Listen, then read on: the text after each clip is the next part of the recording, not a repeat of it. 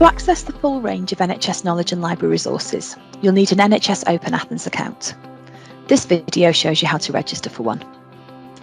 OpenAthens is the system that we use to give you access to resources.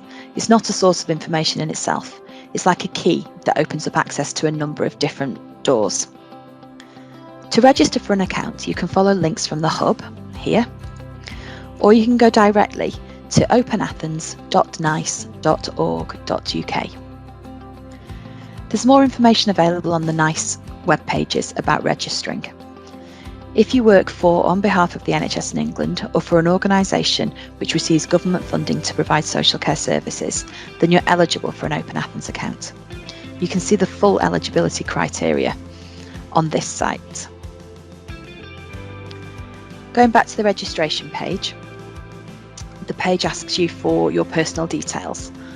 All of the fields on this page are mandatory because the information helps to check that you're eligible and registered under the right organisation. So it asks you first for your name, so you can enter your first and last names in the appropriate boxes. You then need to enter your email address. We recommend that you use your professional, work or academic email address if possible. This allows us to check more easily whether or not you're eligible for an account. You can use a personal email address, but it might slow down the approval process. You then need to enter your organisation. It's important that you register under the correct organisation so that you can then access all of the resources that are available to you.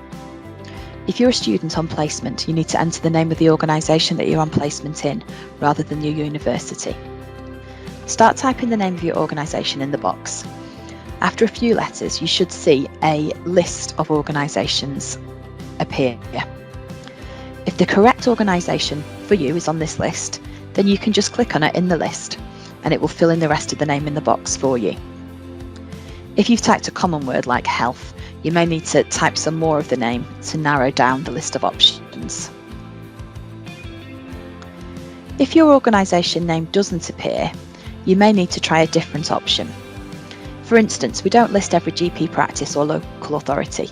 Some organisations are grouped together by region as they all have access to the same resources.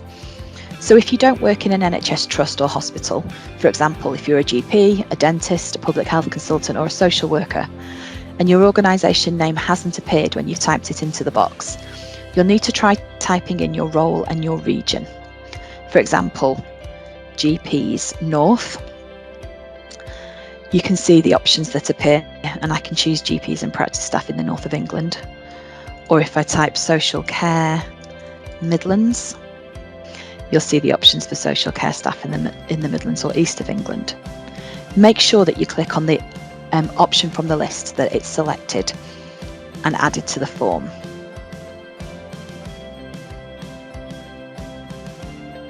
If you're still struggling to find the appropriate organisation to register under, you can type the name of your organisation into the box rather than selecting something from the list. Once you've filled in the rest of your details and clicked register, you'll then see this screen with a request to add your county.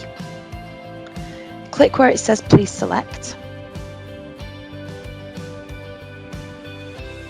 and choose the county where your organisation is based from the list, or select national organisation. This will send your registration through to the appropriate regional team for them to check and approve, although it may take a little longer.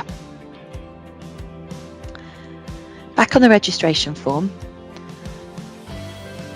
you need to fill in your full work or placement address.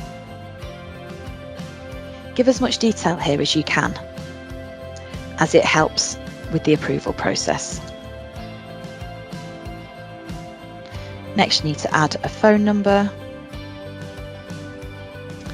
and then the name of your department, ward, GP practice or clinic. You can type your job title into the next box, and then the job role has a drop-down list for you to select from. So click where it says please select, and then choose the option that's closest to your role so that it selects it. Choose other if nothing else is a good match for you. If you're on a permanent contract, then you can select permanent here. Or if you're on a temporary or fixed term contract, select temporary. You'll see then that an extra box appears for you to enter the date that your contract finishes. If you click on the little calendar icon at the end, it opens a date picker for you to add the date.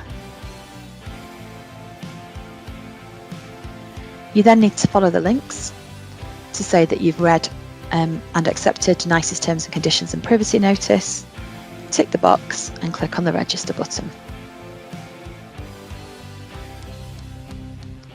You'll then get a page that tells you one of two things. If you meet our criteria for automatic approval, you'll see this page, which says you're eligible and that the account has been created. You'll be sent an activation email, which has a link in it that you can click to set up your password for the account. You won't be able to use your OpenAthens account until you've done that. If you don't meet our criteria for automatic approval, you'll see this page, which says, unfortunately, the details you've provided don't prove that you're eligible to access. It doesn't mean you won't be able to have an account, it just means that one of our administrators will need to manually check whether or not you're eligible and approve or reject the account.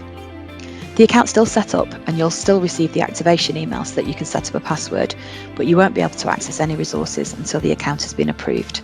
You'll get a separate email with the administrator's decision. And that's the registration process completed. Once you have an approved account, you can use it to access all of the resources that are bought for you.